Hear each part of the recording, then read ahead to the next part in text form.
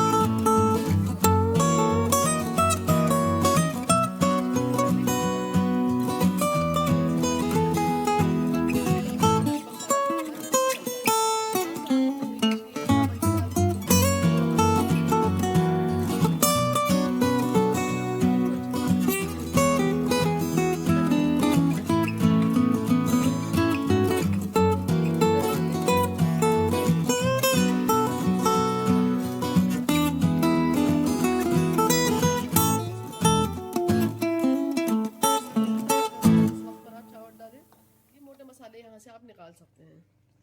यहाँ पर चमचे से इसको इस तरीके से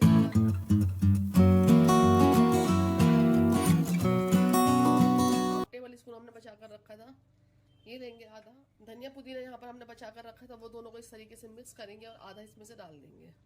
फ्राइड अनियन जो था वो भी लेंगे, यहाँ पर इस तरीके से डाल देंगे। अब जो बचे हुए चावल हैं वो भी इसके ऊपर इस तरीके से लगा देंगे।